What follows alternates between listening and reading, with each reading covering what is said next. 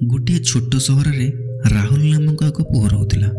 से प्रायतः ग्रीष्म छुट्टी में जेजे घर को बुलवाक जाऊला। जेजे जड़े बहुत शांत ज्ञानी एवं प्रकृति प्रेमी लोक थे। घर पाखर एक सुंदर बगीचा था जो सी प्रतिदिन गछगुड़िकर जत्न नेउथिले। दिने राहुल जेजे को पचारे, जेजे मु बड़ हो जड़े सफल व्यक्ति होगा चाहूँगी, आपण कौन मत कहींपारे मु किपर सफल हेबी। जेजे हसी कहले, ठीक अच्छे तमें मो सहित आस। आउ सेमाने दुहे एक नर्सरी को जाई दुईटी गछ चारा आनिले।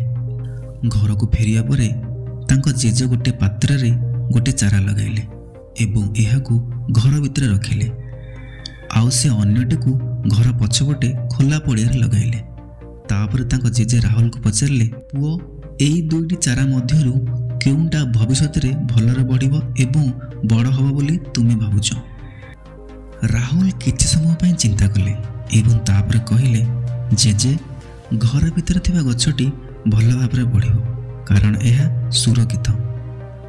बाहर गछटी उपरे मोर भरोसा नहीं कारण खरा वर्षा झड़ पाई एवं पशुपक्षी एहाकू खाई दे पारंती। जेजे बाबा हसी कहले, ठीक अच्छे देखा जाओ आगू कौन हो। छुट्टी सरिया परे राहुल घर को फेरी आसिले। 5 वर्ष पर ग्रीष्म छुट्टी रे राहुल पुणी थरे जेजे को भेटवा गले। राहुल कहले, जेजे गत थर मु तुमको किपर सफल हो बोली ताहा पचारि किंतु तुम किसी उत्तर दे नथिल। एथर तुमको मते कहवाक पड़िबो। जेजे हसी कहले, मु तुम प्रश्नर उत्तर निश्चय देवी किंतु प्रथमे आमे एकाठी लगाइथिबा गछगुड़ी चला देखिबा। सेमाने प्रथमे घर भितर थिबा गछ पाखु गले। से गछटी टिके बढ़ी जाइतिला। तापर से माने बाहर को गले एवं सेठारे एक विराट गछ जार डाल बहुत बड़ हो जाइतिला। जेजे बाबा राहुल को पचारे, एबे मते कह ए गछ मध्यरु केउंटा बड़ एवं एहा सफल हैला काहेकि।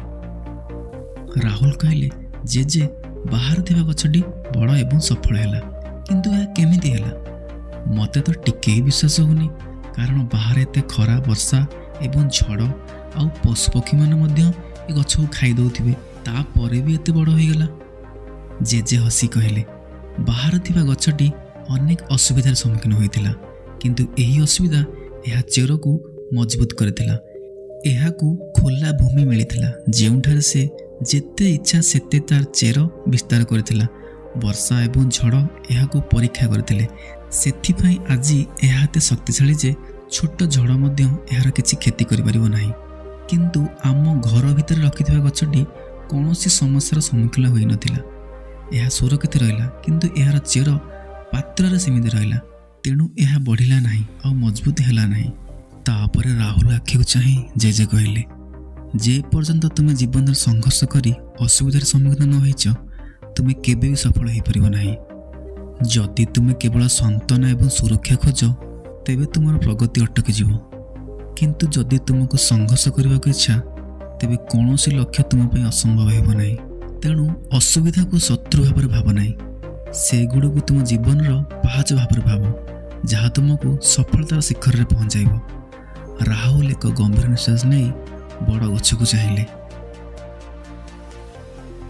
यही कहानी आमको शिखाए जे एक आरामदायक जीवन सुरक्षित हो पारे किंतु जो माने कष्ट को दूरे जावा परिवर्ते कष्ट को ग्रहण करती केवल सेमाने ही दिन सफलता पाई थांती कारण सफलता केवल आराम नुहे बरं संघर्ष पथर मिलता है। जदि आपन यही कहानी पसंद आसी दयाकोरी लाइक करंतु, शेयर करंतु एवं चैनल को सब्सक्राइब करंतु। देखा पुणी आ गोटे नुआ वीडियो। धन्यवाद।